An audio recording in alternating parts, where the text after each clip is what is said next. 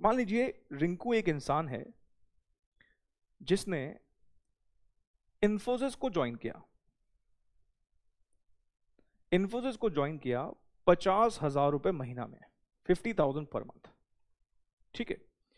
और जब इसने ज्वाइन कर लिया ना, तो जैसे ही ज्वाइन किया लोग हैरान होते थे, अरे इतना एफिशिएंट इंसान, बहुत एफिशिएंसी थी इसकी। दुनिया वाले जो काम 5-5, 6-6 घंटे में करते थे 2-3 घंटे में करके ले आता था। मैनेजर इतना खुश इससे, अरे इतना एफिशिएंट, दुनिया वाले तारीफ करने लगे इसकी, आसपास के मैनेजर एचआर वाले सब तारीफ कर रहे थे इसकी। फिर मान लो आज की तारीख जो है, इन्फोसिस जब ज्वाइन किया, वो ज्वाइन किया सपोज 1 जनवरी 16। फिर ये काम करता रहा, तारीफें सुनता रहा, और ये 30/6/2016 को एचआर वालों के पास जाता है और एचआर वालों के पास अपना रेजिग्नेशन लेके जाता है। एचआर वालों के पास जाता है रेजिग्नेशन लेके अपना, कहता है छोड़ रहा हूं मैं। एचआर वाले कहते भाई ऐसा क्या हो गया, ऐसी कौन सी तकलीफ दे दी हमने तेरे को, इतनी तो तारीफें कर रहे हैं सारे, तेरी छोड़ना क्यों चाहता है? कहता मेरे पास ना ऑफर है, कहता मेरे पास ऑफर है 75,000 रुपए पर महीने का, 75,000 पर मंथ, टीसीएस से ऑफर है। इनडायरेक्टली ये बोल रहा है सैलरी बढ़ाते तो ठीक है वरना छोड़ के जा रहा हूं। इनडायरेक्टली धमकी दे रहा है, धमकी देने आ गया एक तरह से देखा जाए तो। अब फिर जब एचआर वाले ने फोन किया इसके मैनेजर को, अरे भाई ये तो जाने के लिए कह रहा है रिंकू, तो जो मैनेजर है कहता है जाने मत देना बिल्कुल, जितनी सैलरी में बोलता है कर दो इसकी सैलरी, कोई दिक्कत नहीं है, बहुत एफिशिएंट है, ऐसे लोग मिलते नहीं। बढ़वा ली इसने सैलरी, 75,000 करवा ली। फिर ऐसे करते करते करते साल भर बीता, साल बीता, और सपोज 31 दिसंबर 2016 को हम नॉर्मली जैसे सारे एम्प्लॉयज़ का इंक्रीमेंट करते हैं, जनरली हर एक कंपनी ना एनुअल इंक्रीमेंट करती है, तो जैसे सारे एम्प्लॉयज़ का हम इंक्रीमेंट करते हैं तो इसके इंक्रीमेंट पर बात छिड़ी। और ये मान लो हम वैसे 10% इंक्रीमेंट करने वाले थे, मतलब 7500 करते तो 82,500 होता, लेकिन ये कहता नहीं मेरे पास तो ऑफर है फिर से कहता मेरे पास ऑफर है, कहता मेरे पास टीसीएस से 1 लाख रुपए का ऑफर है, देते तो ठीक है वरना मैं छोड़ के जा रहा हूं। अब तो साफ साफ धमकी देने लगा है। इसकी धमकियों का सिलसिला ऐसे ही जारी रहा, और करते करते करते 31 दिसंबर 2017 को इसने अपनी सैलरी 2 लाख रुपए तक करवा ली, 2 लाख रुपए पर महीने तक करवा ली। इसकी सैलरी 2 लाख रुपए तक हो गई। कहां 50 से शुरू हुआ था, 2 साल के अंदर ही out of the turn promotions करवा करवा के 2 लाख रुपए सैलरी करवा ली। एक बात मैं आपको बताऊं, मुझसे दुनिया वाले पूछते हैं, आप मतलब आप में से बहुत सारे स्टूडेंट्स पूछते हैं कि सर सीएस में क्या स्कोप है, सीएस में क्या स्कोप है। देखो, आप अपने काम को अगर पूरी मेहनत से और एफर्ट से करेंगे तो किसी भी काम में कोई दिक्कत नहीं है, बहुत स्कोप है, हर काम में बहुत स्कोप है। आप एक बात बताओ, नॉर्मली बाल काटने वाले को क्या बोलते हो आप? नाई बोलते हो, लेकिन हबीब को क्या बोलोगे? सर नाई नहीं सर, वो तो हेयर स्टाइलिस्ट है। आप देख रहे हो, कर वो भी वही काम रहा है, लेकिन वो अपने काम को अपनी मेहनत से इस लेवल तक ले गया कि दुनिया वालों का नजरिया बदल दिया उसने। नहीं, अच्छा मैं सपोज आपसे पूछूं कि बताओ एक खाना पकाने वाले को क्या बोलोगे? सर बावर्ची कुक बोलेंगे। लेकिन संजीव कपूर दिखता है तो क्या बोलते हो? अरे वो तो सर शेफ है। आप देख रहे हो किस लेवल तक ले गया वो उस लेवल तक ले गया कि उसके पीछे पता नहीं कितने लोग करियर बनाने के लिए निकल पड़े। ठीक है, अब सपोज मैं आपसे पूछता हूं कि कपड़े सिलने वाले को क्या बोलोगे? कहोगे दर्जी बोलेंगे। लेकिन दर्जी तो आप बोल रहे हो, लेकिन मनीष मल्होत्रा कोई होगा तो उसको क्या बोलोगे? सर वो तो फैशन डिजाइनर है।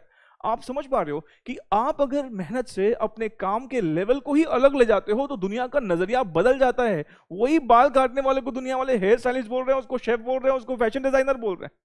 वकील कितने, बहुत सारे वकील मिल जाएंगे आपको, लेकिन हरीश साल्वे जैसा वकील एक हियरिंग के 25-25, 30-30 लाख लेता है। नॉर्मल वकील 2,000, 1,500, 2,000, 5,000 ऐसे लेते हैं। एक हरीश साल्वे जैसा वकील 25-25, 30 लाख रुपए लेता है, हाई प्रोफाइल केसेस देखता है।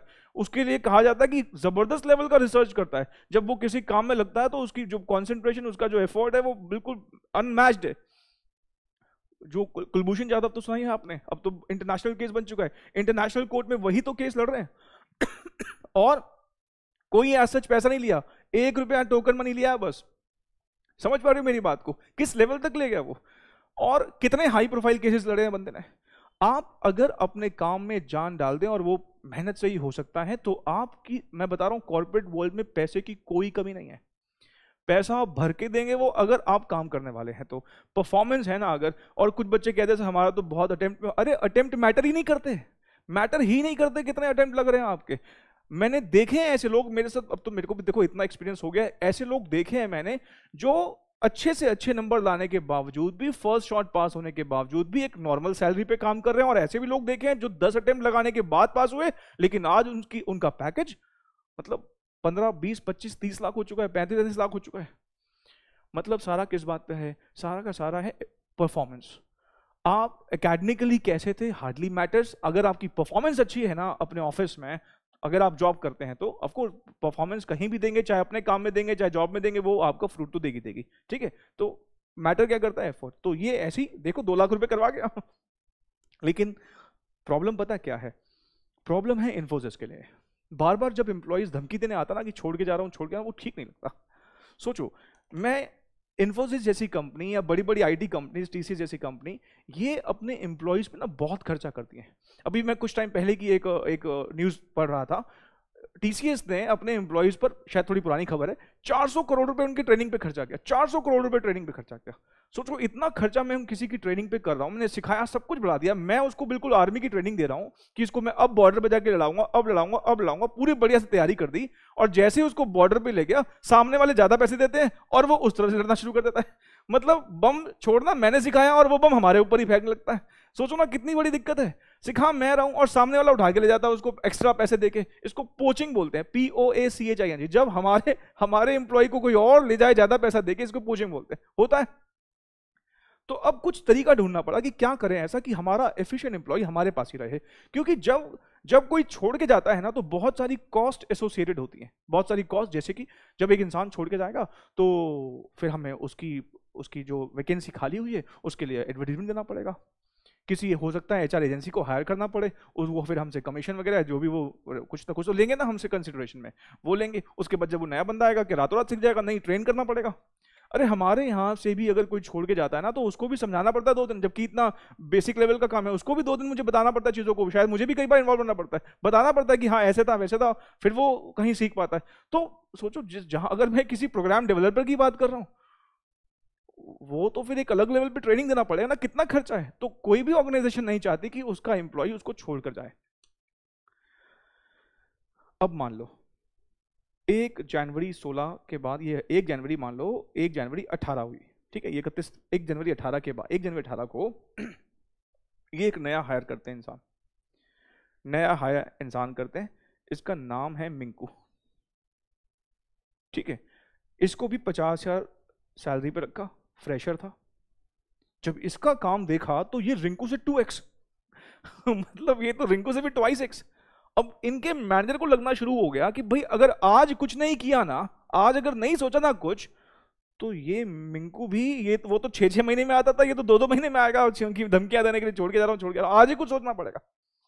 अब सपोज हमें लगता है कि इनकी ये अगर धमकियां देते हैं और हमें इनकी सैलरी मान लो आने वाले 2-3 सालों तक इनको कम से कम 20-25 लाख का एक्स्ट्रा बेनिफिट देना पड़ जाता है। सपोज ये सैलरी बढ़ाने से इसने 20 लाख रुपए एक्स्ट्रा दिए, ये कहते हैं 20 lakh is not a problem. Problem क्या है कि बार बार धमकियां देके आना और बार बार बीच में काम के फ्लो को रोकना, ये सब बेकार लगता है इनको। तो कह रहे हैं कि पैसा देने की प्रॉब्लम नहीं है।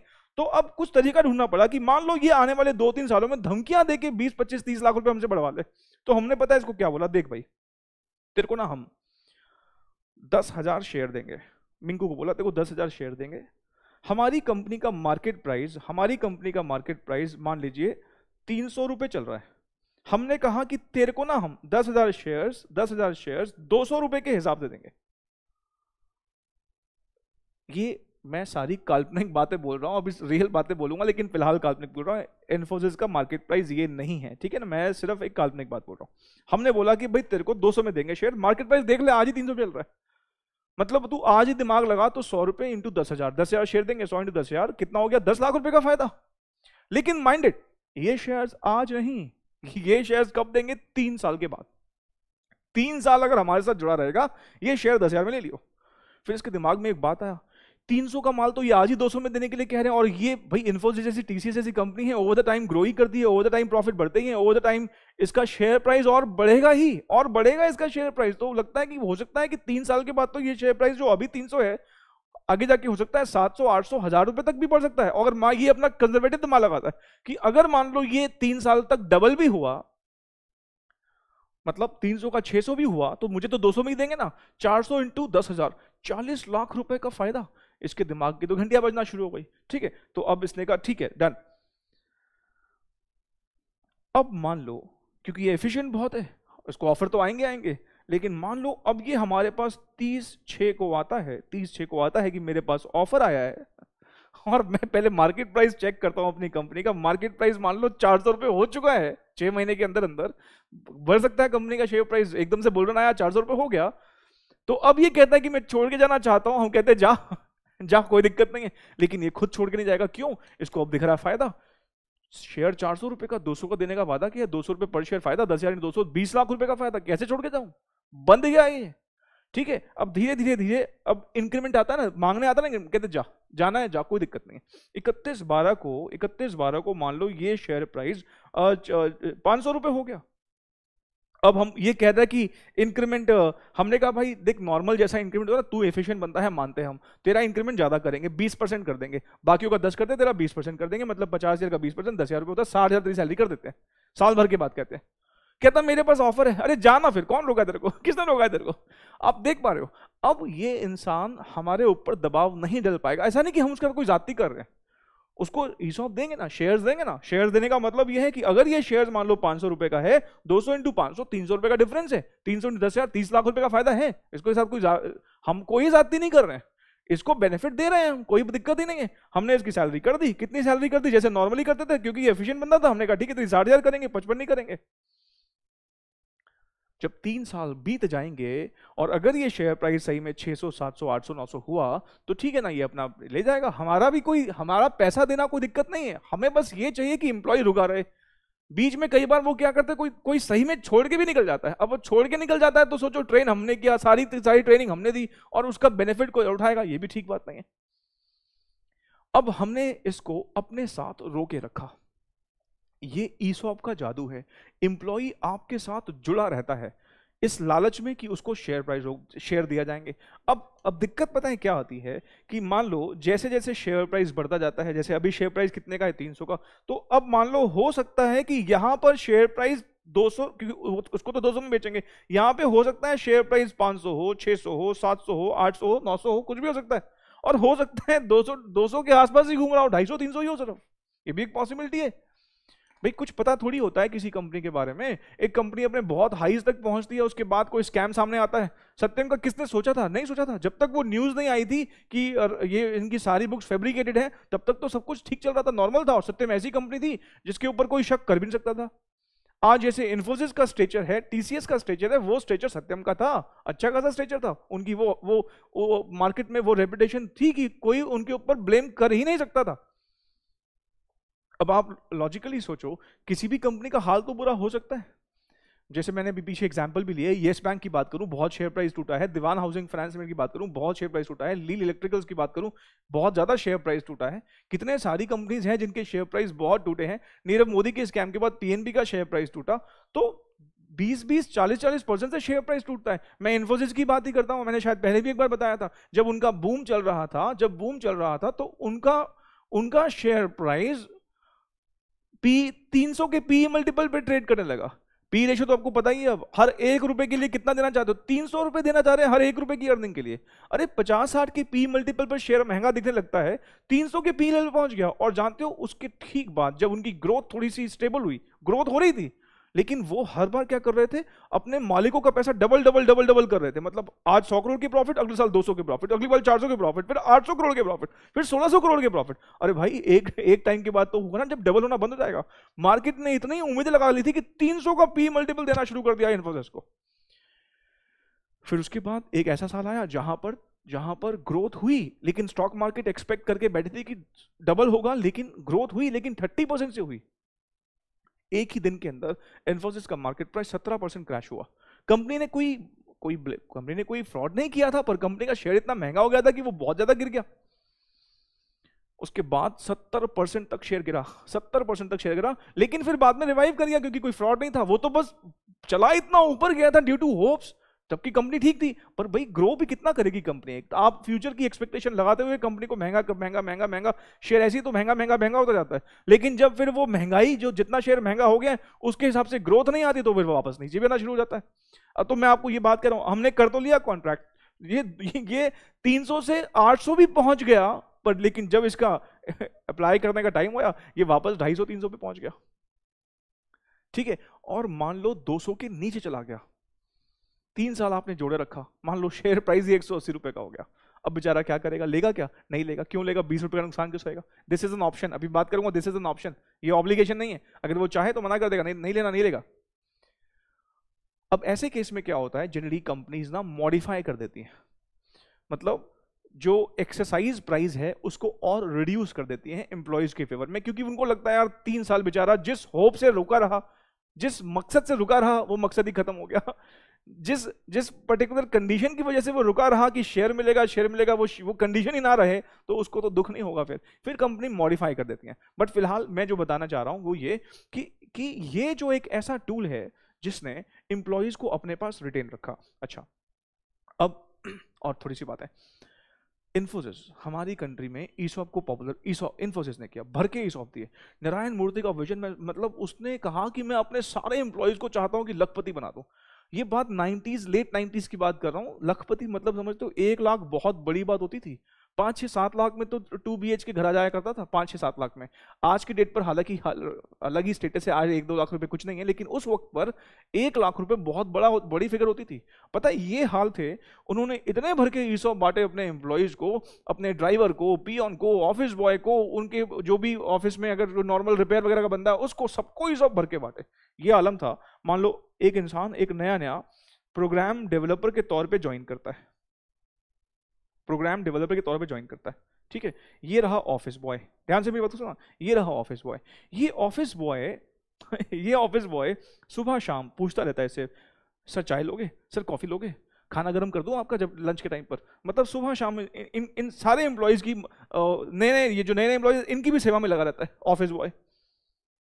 जब शाम को 6 बजते थे ना, छुट्टी होती थी, पता है छुट्टी होती थी, ये डेवलपर अपनी बाइक निकालता था और ये ऑफिस बॉय अपनी कार निकालता था, अपनी कार निकालता था, गॉगल पहन के निकलता था, और जेलसी होती थी इनको। ये पता है क्यों? क्योंकि ये नए नए के पास अभी ईसॉप नहीं है, इसके पास ईसॉप भर के ईसॉप बांटे। ये तक कहा जाता था कि अपने ड्राइवर को और अपने ऑफिस बॉय सबको उन्होंने लखपति बना डाला। मतलब कितने कितने इनको क्या बोलते हैं उन्हें, दुआएं मिली थी नारायण मूर्ति को कि कितने एम्प्लॉयज का काम, जो कई कई एम्प्लॉयज जो थे सोच भी नहीं पा रहे थे कि इस लेवल तक अपने बच्चों की शादी कर पाएंगे, वो शादियां वो कर पाए, अपने बच्चों की एजुकेशन में खर्च कर पाए, सिर्फ इन्फोसिस के ईसॉप या इन्फोसिस के शेयर्स के बदौलत। बहुत लोगों का फॉर्च्यून बदला इन्फोसिस ने, ठीक है। तो अब होता क्या है ना, जब मैं किसी को शेयर दे देता हूं ना, कंपनी में एक मालिकाना हक मिल जाता है, कहीं ना कहीं मालिक ही तो है भाई। मैं मान लो किसी कंपनी के शेयर खरीद लेता हूं, तो मैं एक छोटे स्केल पे कहोगे तो मालिक ही हूं, मालिक ही हूं। मान लो मैंने 50 शेयर मारुति के खरीद डाले, 50 शेयर टाटा स्टील के खरीद डाले, मुझसे कोई पूछता है कि क्या काम करते हो, मैं बोल सकता हूँ गाड़ियां बनाने का काम है, बिल्कुल बोल सकता हूँ। छोटे स्केल पर मैं मालिक ही तो हूँ, अगर 50 शेयर ही सही, लेकिन हूं तो मालिक ही। तो एक एम्प्लॉय के पास ना जब शेयर आते हैं ना, तो उसका नजरिया बदल जाता है। वो अब एम्प्लॉय की तरह काम ही नहीं करता, वो कहता है मैं अब मालिक की तरह काम करूंगा। रीजन बिंग, उसको पता है कि मेरी वेल्थ जुड़ी हुई है इन शेयर्स के साथ, और ये शेयर का दाम कब बढ़ेगा, जब कंपनी का प्रॉफिट बढ़ेगा, तो वो कंपनी के प्रॉफिट को बढ़ाने में लग जाता है, फिर कंपनी की ग्रोथ में एक हिस्सेदार बन जाता है। ये जादू है इन्फोसिस का, ये सॉरी ईसॉप का, ये जादू है ईसॉप का। तो ईसॉप का सबसे जो इंपॉर्टेंट ऑब्जेक्टिव है वो ये कि टैलेंटेड एम्प्लॉयज को अपने पास रोक के रखना, वो छोड़ के ना जाए हमें। ये हमारा मेन ऑब्जेक्टिव है ईसॉप को देने का। और आजकल जितने भी ये स्टार्टअप्स वगैरह चल रहे हैं ना, ये ईसॉप से ही अपने एम्प्लॉय से काम करा, ताकि वो एम्प्लॉय को लगे कि हाँ अगर ये स्टार्टअप चढ़ेगा तो मेरी वेल्थ भी चढ़ेगी। तो कंपनी के जो फाउंडर लोग हैं वो कोशिश करते हैं कि जब एक कंपनी छोटी सी है ना तो ईसॉप बांट दे। हालांकि अब तो अपने लिए जिस भी कंपनी का एनुअल रिपोर्ट देखोगे, मैक्सिमम सारी ही कंपनीज के आपको फाइनेंशियल स्टेटमेंट्स में एक ईसॉप की इंफॉर्मेशन मिल जाएगी कि इतने ईसॉप पॉपुलर हुआ है, ठीक है। तो ये बात आपको आई होप कि समझ में आ गई होगी कि क्या है ईसॉप का बेनिफिट। तो मैं पहले थोड़ा बहुत आपको इसके बारे में और लिखवा देता हूँ और फिर मैं कुछ बेसिक बातें और करूँगा, ठीक है। लिखिएगा प्लीज, मैं फुल साइज कर देता हूँ प्लीज आपके लिए। अरे ये तो है तो सही, लिखो।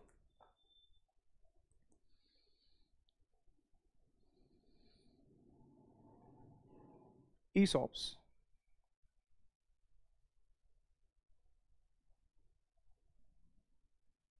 grant employees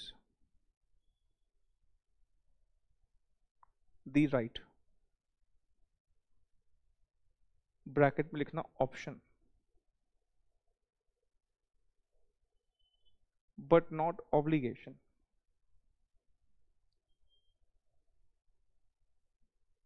to buy a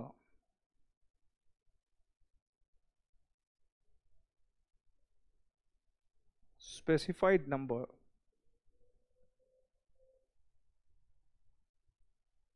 of shares of the company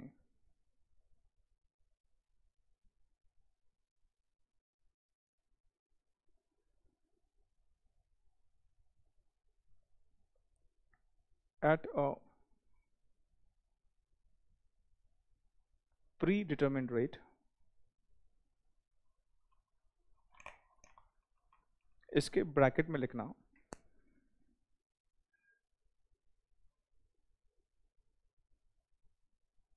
exercise price,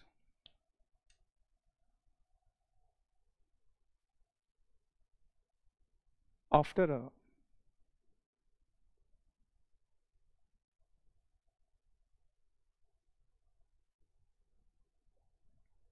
specific time period, इसके ब्रैकेट में लिखना vesting period,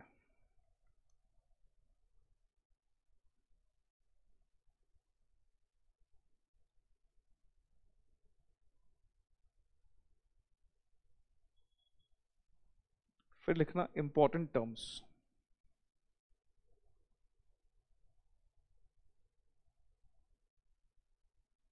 granted,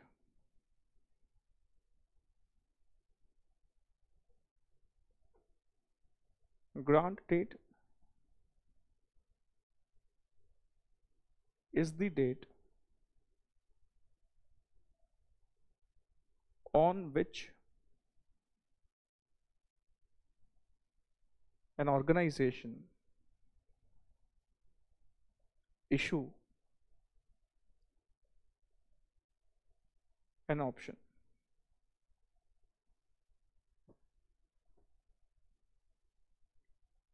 That is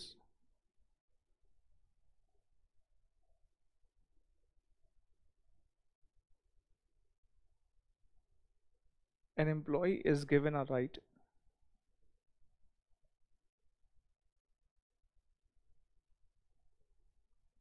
to purchase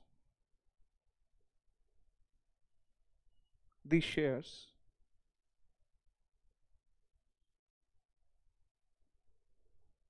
on satisfaction of, अभी सब बातें एक्सप्लेन करूंगा, ठीक है, आप बस लिखते जाओ, wasting conditions,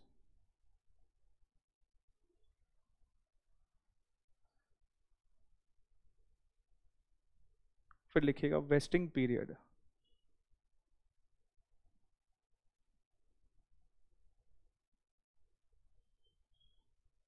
vesting period is the period for which employee is required to perform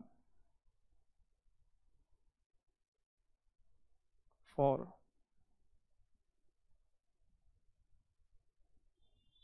entitlement of shares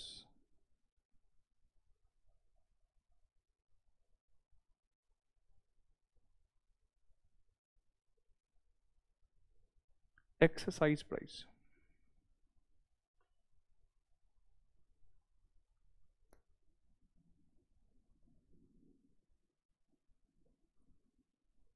predetermined price at which employee can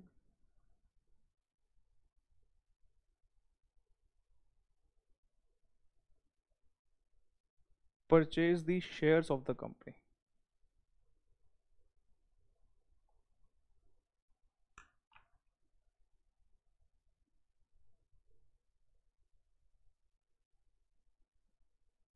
फिर लिखिएगा exercise period,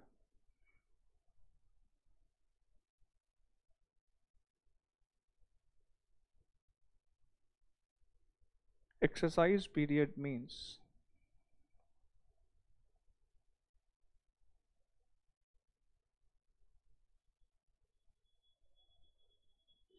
the time period after vesting within which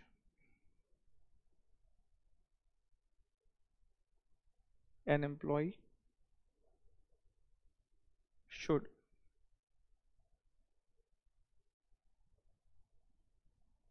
exercise his right। इसको note करना, फिर मुझे page बदलना है।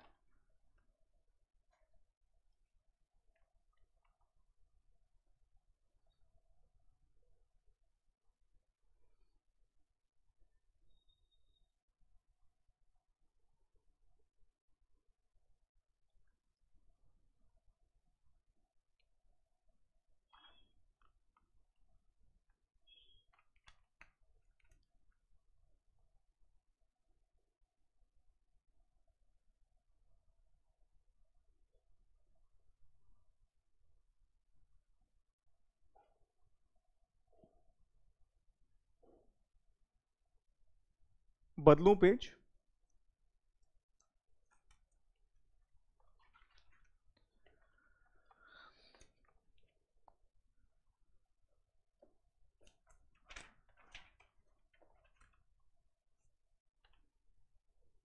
पांचवा,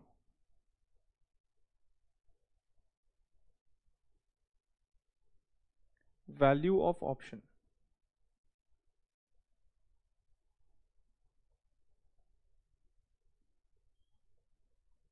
It is the difference between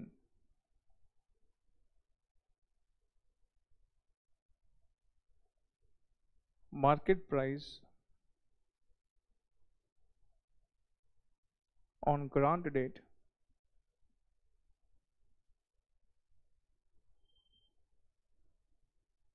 and exercise price,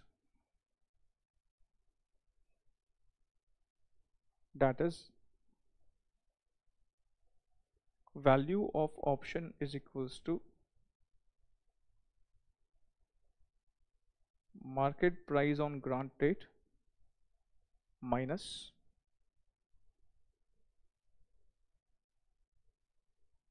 exercise price. ठीक है, चलो इसको नोट करो, फिर हम शुरू करते हैं आगे की डिस्कशन।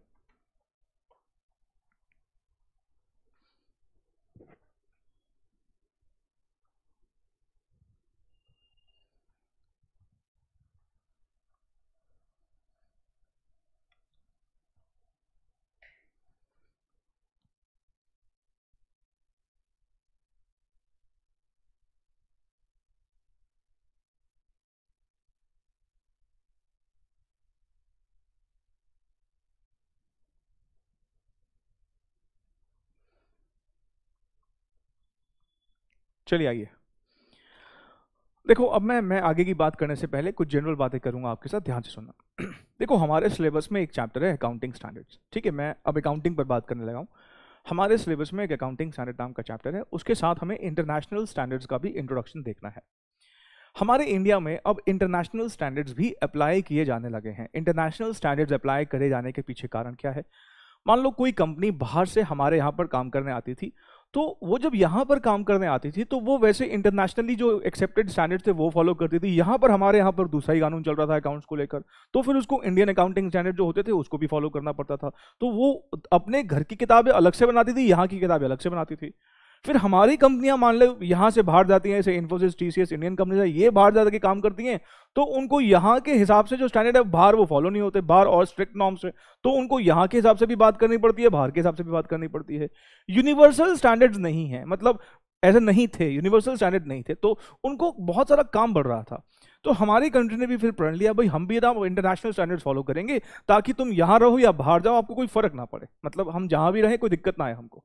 ये कुछ इस तरीके से समझ लो कि आप मान लो हिंदी बहुत अच्छे से जानते हो, लेकिन जब आप चाइना जाते हो तो वहाँ पे चाइनीज बोली जाती है, आपको चाइनीज नहीं आती बोलनी, आपको सीखनी पड़ेगी। अगर वहाँ जाना पड़े तो सोचो 2 भाषाएं सीखनी पड़े।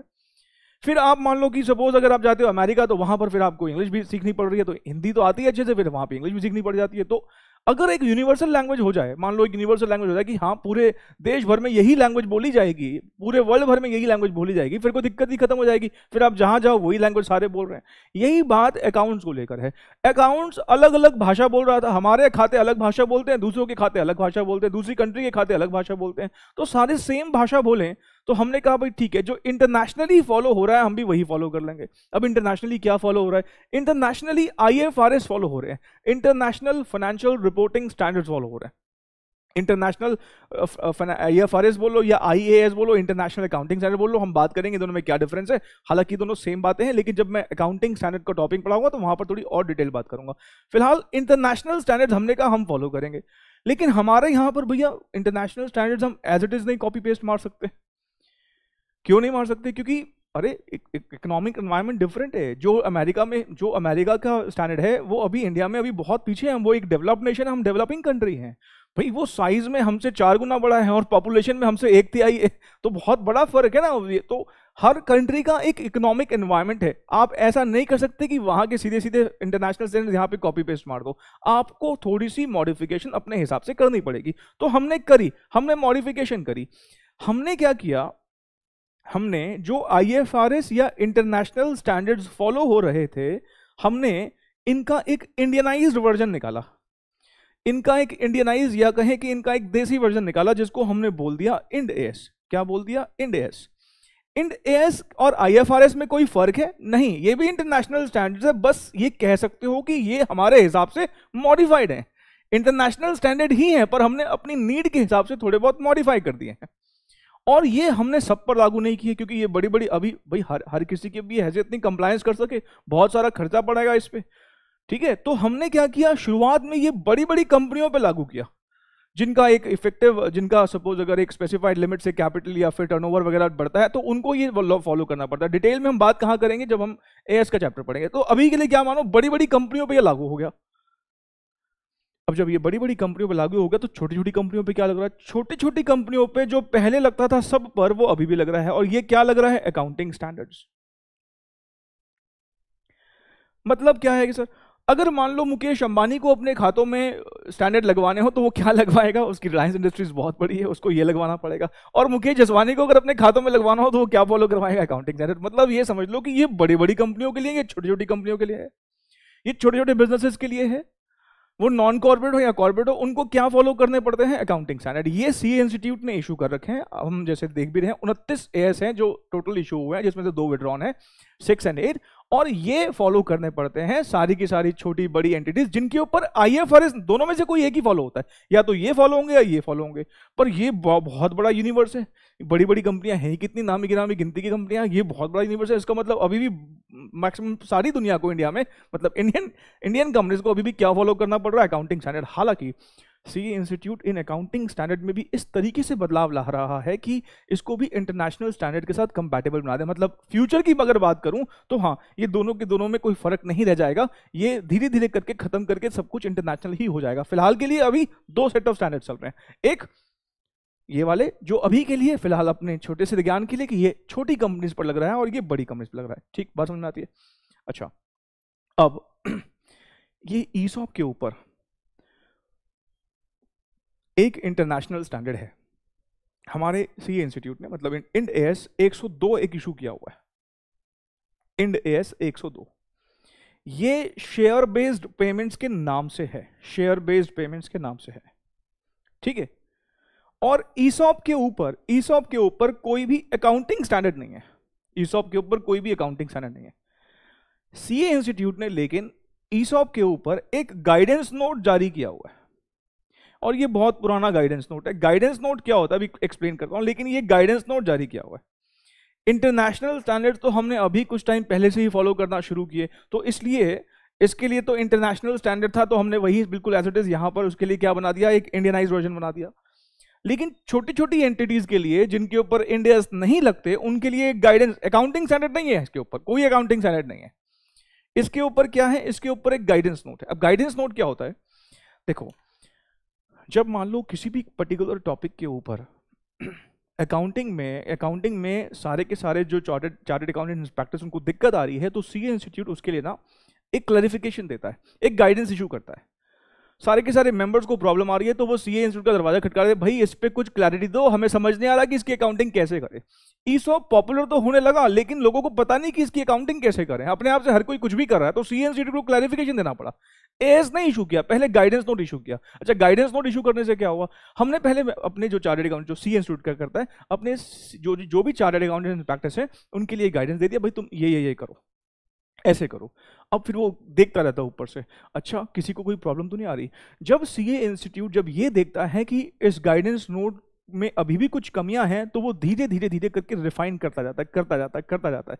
जब पूरी रिफाइनमेंट हो जाती है, फिर वो उस गाइडेंस नोट को रिपील करके, विड्रॉ करके, उसके ऊपर एक full fledge accounting standard issue कर देता है। मतलब क्या है कि अकाउंटिंग स्टैंडर्ड इशू होने से पहले एक गाइडेंस नोट बनता है। गाइडेंस नोट पहले क्या करते हैं हम, रिकमेंडेटरी नेचर का होता है, सारे के सारे कंपनीज को बोलते हैं कि तुम इसको अप्लाई करो, और फिर हम देखते भी रहते हैं कि कोई दिक्कत तो नहीं आ रही। अगर कोई दिक्कतें आ रही हैं तो फिर उन दिक्कतों को दिमाग में रखते हुए इस गाइडेंस नोट पे हम फिर इंप्रूवमेंट्स लेके आते हैं। फिर इंप्रूवमेंट्स करते जब ये गाइडेंस नोट लगता है कि हाँ बिल्कुल परफेक्ट बन चुका है, फिर हमें लगता है कि हाँ इसके ऊपर अब एक full fledged accounting standard issue करने का वक्त आ गया। जैसे कि AS 19 ना लीजेस पर ये कभी एक गाइडेंस नोट हुआ करता था, 90s के समय में ये एक गाइडेंस नोट हुआ करता था, और बाद में इसके ऊपर अकाउंटिंग स्टैंडर्ड आ गया। इसका मतलब ये कि गाइडेंस नोट का फ्यूचर है अकाउंटिंग स्टैंडर्ड। ठीक, तो अभी के लिए क्या है हमारे यहां पर गाइडेंस नोट। अब जब आप सेबी की रेगुलेशंस देखें, सेबी से अपने अभी ग्रुप 1 में कंपनी लॉ में सेक्शन 62(1)(b) में देखा होगा, ईसॉप के बारे में बातें हैं। जो कैपिटल मार्केट वाला पेपर है आपका, वहां पर सेबी की भी share based employee benefits regulations 2014 आपने वहां देखी होंगी। उन रेगुलेशंस के अंदर जो अकाउंटिंग वाला पैरा है, उसमें बोला गया है कि आप अकाउंटिंग के लिए सीए इंस्टीट्यूट को रेफर करो। अब सीए इंस्टीट्यूट को रेफर करते हैं तो सीए इंस्टीट्यूट ने 2 सेट्स छोड़ रखे हैं। अगर तो हमारे ऊपर इंड एएस अप्लाई होते हैं, इंटरनेशनल मतलब हम बड़ी कंपनी हैं, तो हमें सीए इंस्टीट्यूट के थ्रू जो इशू हुआ है इंड एएस 102, ये हमें कंप्लाई करना है। लेकिन अगर हमारे सर पे इंटरनेशनल स्टैंडर्ड अभी अप्लाई नहीं हुए, हम छोटे स्केल पर काम कर रहे हैं, तो हम देखेंगे अकाउंटिंग स्टैंडर्ड है क्या, अकाउंटिंग स्टैंडर्ड नहीं है। अगर अकाउंटिंग स्टैंडर्ड नहीं है तो फिर हमें क्या फॉलो करना है, गाइडेंस नोट। गाइडेंस नोट का फ्यूचर क्या होता है, अकाउंटिंग स्टैंडर्ड। अगर इस पे कल अकाउंटिंग स्टैंडर्ड आ गया तो गाइडेंस नोट को खत्म कर दिया जाएगा और अकाउंटिंग स्टैंडर्ड आ जाएगा। मतलब दोनों नहीं हो सकते, गाइडेंस नोट और एएस दोनों, या तो एएस होगा या गाइडेंस नोट होगा, दोनों नहीं होंगे। आती है बात समझ में। फॉर एग्जाम्पल मान लो आजकल डिजिटल पेमेंट्स और इस पर बहुत ज्यादा जोर है, क्या पता कल को इंस्टीट्यूट इस पर भी कुछ नई बात निकाल दे, ई कॉमर्स के ऊपर हो सकता है कोई अकाउंटिंग स्टैंडर्ड निकाल दे, पॉसिबिलिटी है ना। ये तो दौर की रिक्वायरमेंट है, जैसा दौर चलेगा उस हिसाब से हो जाएगा। ईसॉप बहुत पॉपुलर हुआ, उसकी अकाउंटिंग की बात पर फोकस किया गया ना, तो सीए इंस्टीट्यूट ने उसकी अकाउंटिंग पर बात करना शुरू कर दी। तो अभी फिलहाल हमारे पास क्या है, अब ध्यान से सुनना मेरी बात, अब हमें क्या करना है अकाउंटिंग को लेकर। अगर मैं सेबी की share based payment regulations, share based employee benefits regulations 2014 देखता हूं, तो वहां पर वो हमें रेफर कर देता है कि सीए इंस्टीट्यूट के पास जाओ, वो बताएगा कि क्या करना है ईसॉप की अकाउंटिंग के लिए। अब अगर तो हम एक बड़ी ऑर्गेनाइजेशन है और हमारे ऊपर अगर इंटरनेशनल स्टैंडर्ड लग रहे हैं, तो हमें इंड एएस 102 को फॉलो करना है। किसको फॉलो करना है, इंड एएस 102 को फॉलो करना है। और अगर हम एक बड़ी कंपनी नहीं है, मतलब हमारे ऊपर इंटरनेशनल स्टैंडर्ड नहीं लगते हैं, तो फिर हमें गाइडेंस नोट फॉलो करना है। गाइडेंस नोट फॉलो करना है जो कि किसने इशू कर रखा है, ये भी सीए इंस्टीट्यूट ने इशू कर रखा है। मतलब हमारे ऊपर या तो ये एप्लीकेबल होगा और हमारे ऊपर या तो ये एप्लीकेबल होगा। और मजे की बात बताऊं मैं आपको, गाइडेंस नोट का काफी हद तक कंटेंट इंटरनेशनल स्टैंडर्ड्स के लाइंस पर ही है। पर बस एक जो फर्क है, मेन जो फर्क है, this guidance note talks about only shares issued to employees, पर ये दोनों के बारे में बात करता है, employees as well as non-employees। ठीक है, पर हमारे सिलेबस में जो रिलेवेंस है, जो इंपॉर्टेंट है ज्यादा, वो शेयर इशूड टू एम्प्लॉयज है। नॉन एम्प्लॉयज से रिलेटेड अगर कुछ बातें हैं भी, जो इंड एएस 102 में थोड़ी एक्स्ट्रा बातें हैं भी, वो हम एज अ वो थ्योरी के पॉइंट ऑफ व्यू से रिलेवेंट है, जो मैं लास्ट में डिस्कस भी करूंगा आपके साथ। मतलब हमें करना दोनों है, गाइडेंस नोट के बारे में बात करनी है और यहाँ पर भी। और मैं फिर से बोल रहा हूँ, मेजॉरिटी बातें दोनों में कॉमन लिखी हुई हैं। यहाँ पर जो एक्स्ट्रा बातें लिखी हैं वो मैं आपको एज अ नोट लिखवाऊंगा, बिकॉज वो थ्योरेटिकल पॉइंट ऑफ व्यू से इंपॉर्टेंट है। ठीक है, हम बाद में लिखेंगे भी उस चीज को। मेरी बात आपको आई होप कि समझ में आई है, ठीक है। तो हम जब अकाउंटिंग स्टैंडर्ड का चैप्टर पढ़ेंगे तो वहाँ पर अकाउंटिंग स्टैंडर्ड के बारे में और भी कई बातें करेंगे कि अकाउंटिंग स्टैंडर्ड के ऑब्जेक्टिव्स क्या होते हैं, कैसे फॉर्मुलेट होते हैं, कौन बॉडी है जो उसको फॉर्मुलेट करती है, ठीक है। वो सारी बातें हमें आगे जाके उस चैप्टर में पढ़नी भी हैं, काफ़ी बातें आएंगी, वहाँ देख लेंगे हम।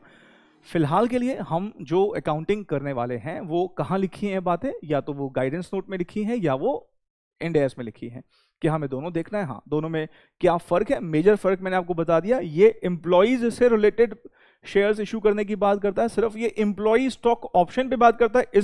इस इंड एस का नाम क्या है? Share based payments.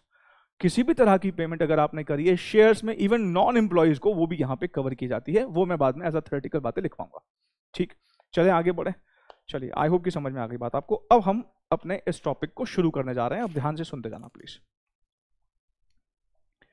हो सके तो प्लीज अपने पेन में ना अब साइड में रखकर मेरी बातों को बड़े ध्यान से सुनना। अब जो मैं बातें बोलूंगा उसको बड़े ध्यान से सुनते जाना।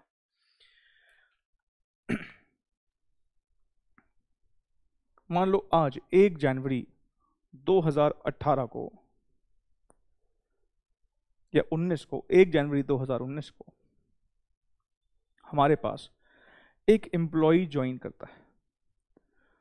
रिंकू ही नाम रख देते हैं इसका, ठीक है। एम्प्लॉय ज्वाइन करता है और ये जब ज्वाइन करता है तो हमारी कंपनी का जो शेयर प्राइस है, करंट मार्केट प्राइस, इसे प्रैक्टिकली CMP भी बोल देते हैं हम, करंट मार्केट प्राइस जो है वो 300 रुपए का है, ठीक है। और हमने इसको कहा कि हम तेरे को यही शेयर 200 रुपए में दे देंगे। इसको बोला ऑफर प्राइस। इस ऑफर प्राइस का एक नाम होता है एक्सरसाइज प्राइस, कि ये चाहे तो इसको राइट को एक्सरसाइज कर सकता है 200 रुपए में। अब मेरे टर्म्स पे प्लीज फोकस कर देते हैं, मैं फिर से बोल रहा हूं, पेन छोड़ के सिर्फ सुनना है आपने। जिस डेट पर मैं ये रिंकू को वादा कर रहा हूं कि मैं तुझे अपनी कंपनी का शेयर जो 300 रुपए में आज ट्रेड कर रहा है 200 में दूंगा, उस डेट को हम बोलते हैं, that date is known as grant date. जिस डेट पर हमने समझौता कर लिया अपने वर्कर के साथ, एम्प्लॉय के साथ अग्रीमेंट कर लिया कि हम तुझे शेयर देंगे, उस डेट को बोलते हैं ग्रांट डेट। क्या बोलते हैं? Grant date. जिस प्राइस पे मैंने कहा कि तुझे ये दूंगा, उस प्राइस को बोलते हैं एक्सरसाइज प्राइस। उसके लिए प्राइस मैंने फ्रीज कर दिया, 200 में ही दूंगा मैं उसको, उस टाइम पर जो भी रेट चल रहा हो। और जो मैं अपने सर पर एक खर्चा ले रहा हूं, देखा जाए तो मेरी कंपनी का मार्केट प्राइस मार्केट में 300 रुपए का चल रहा है, मैं 200 में दे रहा हूं, तो जो ये 100 रुपए है, दिस 100 रुपए is known as value of option. This is the value of option.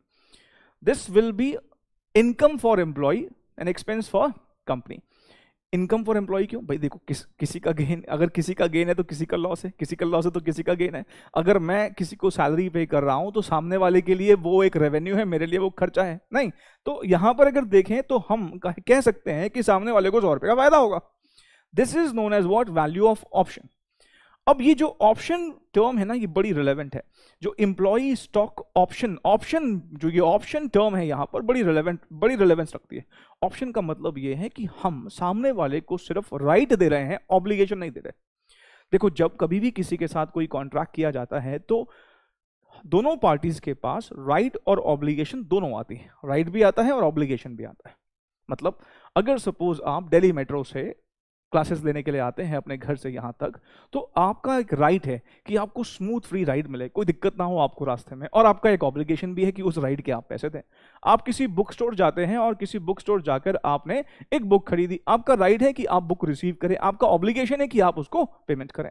मतलब हर एक कॉन्ट्रैक्ट में कुछ राइट्स जुड़े होते हैं और कुछ ऑब्लिगेशंस जुड़े होते हैं। लेकिन ये ऐसा कॉन्ट्रैक्ट है जो एम्प्लॉय को सिर्फ ऑप्शन मतलब राइट ही राइट देता है, ऑब्लिगेशन नहीं देता। सामने वाले की मर्जी है कि जैसे ही वो टाइम आएगा शेयर खरीदने का, वो मना करना चाहे मना कर सकता है। मतलब उस वक्त अगर उसको लगता है कि मुझे शेयर नहीं खरीदने, वो बिल्कुल जा सकता है, कोई दिक्कत नहीं है, वॉकआउट कर सकता है, कोई प्रॉब्लम नहीं है उसके पास, क्योंकि ऑप्शन है। ये इंस्ट्रूमेंट ऐसा है, सामने वाले को सिर्फ ऑप्शन देता है, मतलब राइट देता है, ऑब्लिगेशन नहीं देता। जानते हो इसका मतलब क्या हुआ? इसका मतलब ये हुआ, अगर सामने वाले के पास सिर्फ राइट है तो दूसरी वाली पार्टी के पास सिर्फ ऑब्लिगेशन है।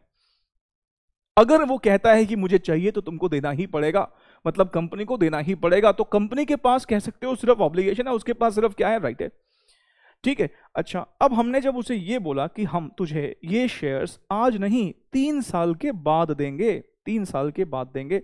3 साल के बाद मतलब 1 जनवरी 2019 पूरा खत्म होगा, 20 पूरा खत्म होगा, 21 पूरा खत्म होगा, 31 दिसंबर 2021 को जब ये डेट आ जाएगी कि जब वो एंटाइटल हो जाएगा शेयर्स खरीदने के लिए, ऐसी डेट को हम बोलते हैं वेस्टिंग डेट। इस डेट पर ये शेयर्स वेस्ट हो जाएंगे। वेस्ट होने का मतलब है now the employee will be entitled to buy these shares. Vest मतलब एंटाइटलमेंट, एंटाइटल मतलब अब वो बिल्कुल राइटफुली आपसे शेयर्स की डिमांड कर सकता है। कैसे, कब खत्म, कब, जब वो 3 साल पूरे हो जाएंगे। जो मैंने उसके ऊपर ये 3 साल की रेस्ट्रिक्शन लगाई ना, जो ये 3 साल की रेस्ट्रिक्शन लगाई, इस 3 साल को हम बोलते हैं दिस इज वेस्टिंग पीरियड। क्या बोलते हैं इसको, वेस्टिंग पीरियड। ये 3 साल क्या है, वेस्टिंग पीरियड। जिस डेट पर उसको शेयर्स खरीदने ही पड़ेंगे, उस डेट को क्या बोला जाएगा, वेस्टिंग डेट। मतलब खरीदने पड़ेंगे उस डेट, जिस डेट पर वो खरीद सकता है, खरीदने जरूरी नहीं है, जिस डेट पर वो खरीद सकता है ये शेयर, जिस डेट के बाद से, उस डेट को बोलते हैं वेस्टिंग डेट। या फिर जिस डेट पर उसकी अब एक तरह से जो 3 साल रुकने की कंडीशन थी वो खत्म हो जाती है, तो उसके बाद हम बोलते हैं अब ये ऑप्शन वेस्ट हो चुके हैं, वेस्टिंग डेट आ गई। और जितने साल के लिए वो रुका, इसको हम बोलते हैं वेस्टिंग पीरियड। 3 साल रुकना, इसको हम बोलते हैं this is the wasting condition, this is the condition for buying these shares. ये एक कंडीशन है 3 साल रुकना। अभी हम जब जैसे इंड एस 102 में कुछ एक्स्ट्रा बातें हैं, उसमें कंडीशंस के बारे में बताया हुआ है कि वेस्टिंग कंडीशंस किस किस तरह की हो सकती हैं। जैसे ये एक वेस्टिंग कंडीशन है, जैसे इसकी सर्विस कंडीशन, 3 साल सर्व करना पड़ेगा तब उसको यहाँ पे शेयर दिया जाएंगे। ठीक है, फिलहाल के लिए अब यहाँ पे हम फोकस करें।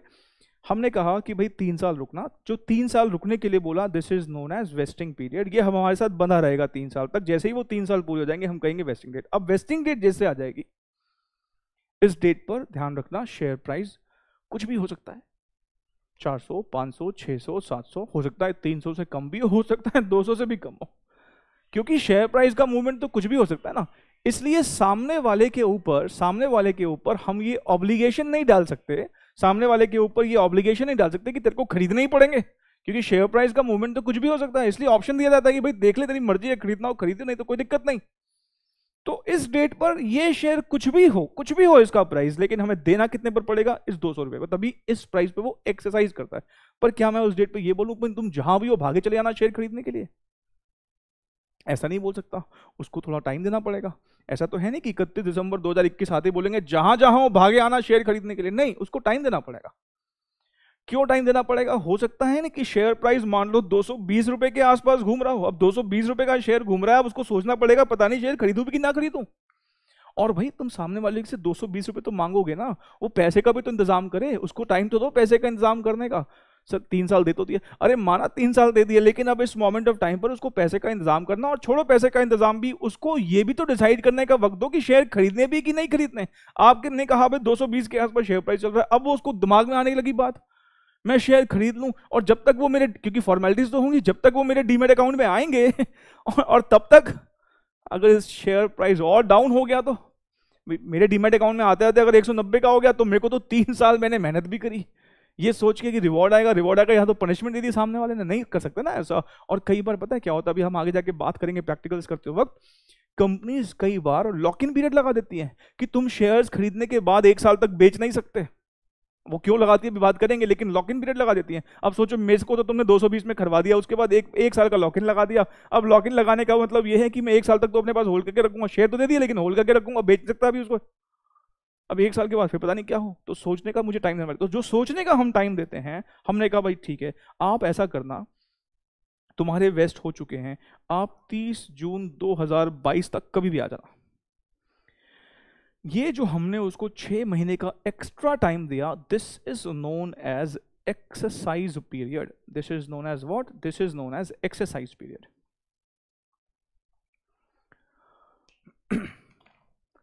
वापस से, जिस डेट पर मैंने अपने एम्प्लॉयज के साथ एग्रीमेंट किया कि तुम्हें शेयर्स देंगे, उस डेट को क्या बोलेंगे, ग्रांट डेट। ठीक, अब हमने कहा कि तुम्हें 3 साल रुकना पड़ेगा, 2.5 साल, 3 साल, 4 साल, जितना भी रुकना पड़ेगा। ये जो जितना रुकना पड़ेगा इसको हम क्या बोल देते हैं? Vesting period. जैसे ही वेस्टिंग पीरियड खत्म होता है तो हम बोल देते हैं vesting date. Now the options has become vested, या now the options have become vest. और ये वेस्ट का मतलब क्या है? Now the employees are entitled to buy these shares. ठीक, अब उसके बाद भी कुछ वक्त देना पड़ेगा। कितना वक्त दूं? ये डिपेंड करता है कि आप कितना वक्त देना चाहते हैं एम्प्लॉइज को। हमने कहा कि ठीक है 6 महीने और दिए, 6 महीने में कभी भी आना। इवन अब अगर तुम जॉब छोड़ भी रहे हो ना, हमें कोई फर्क नहीं पड़ता, बिकॉज तुमने अपनी वेस्टिंग पीरियड वाली जो कंडीशन थी पूरी फॉलो करी है। अब तुम छोड़ोगे भी तब भी दे देंगे, तुम्हें कोई दिक्कत नहीं है। लेकिन इस 6 मंथ्स के अंदर आपको आना पड़ेगा। अब 6 महीने तक भी नहीं आया तो प्रॉब्लम है। तब फिर हम कहेंगे ऑप्शन लैप्स हो गए। क्या बोलेंगे? ऑप्शन लैप्स हो गए। मतलब ये है कि अगर इस दौरान वो नहीं आता है, या फिर ये कहें जून नहीं जुलाई में आता है, तो भाई कहेंगे अब तुम्हें ये शेयर नहीं दे सकते, ऑप्शन लैप्स हो जाएंगे। लैप्स होने का मतलब अब वो शेयर नहीं ले पाएगा। ऑप्शन लैप्स 2 तरीके से होते हैं। पहला, इस दौरान अगर किसी ने 3 साल पूरे नहीं किए, मैंने तो उसे 3 साल कहा, लेकिन उसने 3 साल पूरे नहीं किए, वो 1 साल में छोड़ के चला गया या 2 साल में छोड़ के चला गया, तो हम बोलेंगे कि ऑप्शन लैप्स हो गए। क्यों? क्योंकि उसने सर्विस कंडीशन नहीं तोड़ दी, वेस्टिंग कंडीशन तोड़ दी उसने। अगर वो वेस्टिंग कंडीशन तोड़ देगा तब भी उसको शेयर्स नहीं देंगे। ठीक, तो हम क्या बोलते हैं यहां पे अगर कोई एम्प्लॉय छोड़ के चला गया इस दौरान, क्योंकि अभी ऑप्शन वेस्ट नहीं हुए हैं, इस दौरान जो शेयर्स, जो ऑप्शंस होते हैं कहलाए जाते हैं अनवेस्टेड ऑप्शंस। क्या कहलाए जाते हैं? Unvested options. ये डेट आते ही हम इन अनवेस्टेड ऑप्शंस को बोल देते हैं वेस्टेड ऑप्शंस। फिर से बोलता हूं, जब तक ये वेस्टिंग कंडीशन पूरी नहीं होती तब तक हम बोलते हैं कि ये ऑप्शन क्योंकि वेस्ट नहीं हुए हैं, these are known as unvested options. अगर एक एम्प्लॉय इन 3 सालों के अंदर छोड़ के चले जाता है तो उसका ऑप्शन लैप्स हो जाएगा, वो फिर हमसे शेयर नहीं ले सकता। तो इस दौरान अगर कोई छोड़ के जाए तो हम बोलते हैं कि अनवेस्टेड ऑप्शन लैप्स हो गए। अभी तो वेस्ट भी नहीं हुए थे, अनवेस्टेड ऑप्शन लैप्स हो गए। और अगर ऑप्शन वेस्ट हो जाते हैं और उसके बाद जितना टाइम हमने उसको दिया है उस टाइम तक वो नहीं आता है हमारे पास, तो हम बोलेंगे वेस्टेड ऑप्शन लैप्स हो गए, वेस्टेड ऑप्शन लैप्स हो गए। मतलब ऑप्शन लैप्स भी तो हो सकता है ना। लैप्स कैसे होगा? या तो वो वेस्टिंग कंडीशन तोड़ दे, और या फिर वो आए ही ना, बाद में ही ना आए, हम उसका इंतजार करके बैठे, 31/12/21 हो गई, हमें लगा अब आएगा अब आएगा अब आएगा। हमने पूछा भाई शेयर नहीं ले रहे, कहता मम्मी ने मना कर दिया, नहीं लेने, मना कर दिया, शेयर में नहीं लगाने पैसे। नहीं, अपनी अपनी प्रेफरेंस है, ऐसा करना है। अब ये बात मेरे ख्याल से आपको समझ में तो आ गई होगी। अब मैं कुछ बातें और लिखवा के फिर अपनी डिस्कशन को आगे बढ़ाऊंगा। लिखिएगा प्लीज।